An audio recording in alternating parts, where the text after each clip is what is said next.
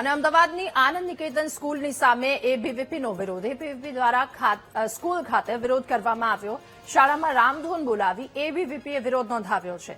શાળામાં અન્ય ધર્મના અભ્યાસક્રમને લઈને તેમણે વિરોધ નોંધાવ્યો. તો ગઈકાલે શાળામાંથી વિદ્યાર્થીને પીરસતા ભોજનમાંથી કાચનો ટુકડો મળી આવ્યો હતો અને ત્યારબાદ રોષે ભરાયેલા તમામ લોકો વાલીઓ ત્યાં પહોંચ્યા હતા. સાથે હવે આજે શાળામાં અન્ય ધર્મના અભ્યાસક્રમને લઈને એબીવીપીએ વિરોધ પણ નોંધાવ્યો છે. વધુ માહિતી મેળવીશું. સંવાદદાતા શુભમ આપણી સાથે ફોનલાઈન પર જોડાયા છે. શુભમ, શાળામાં રામધૂન એબીવીપીના કાર્યકર્તાઓ દ્વારા બોલાવી અને વિરોધ નોંધાવવામાં આવ્યો છે. શું વધુ વિગતો?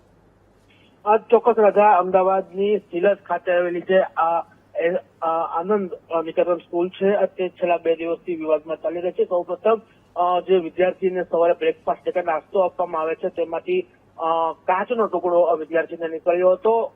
ત્યારબાદ જે વીએચપી અને વાલીઓ દ્વારા આક્ષેપો કરવામાં આવ્યા હતા કે ધર્મ વિરોધી પ્રવૃત્તિઓ પણ ત્યાં શાળામાં કરવામાં આવ્યું છે અને તમામ મામલાને લઈ ગઈકાલે વાલીઓ દ્વારા ભારે હોબાળો કરવામાં આવ્યો હતો. અને હવે આજે એબીવીપી એટલે કે અખિલ ભારતીય વિદ્યાર્થી પરિષદ છે તે સ્કૂલ ખાતે પહોંચ્યું છે અને છેલ્લા 1 કલાકથી સતત વિરોધ છે તે ત્યાં નોંધાવી રહ્યો છે.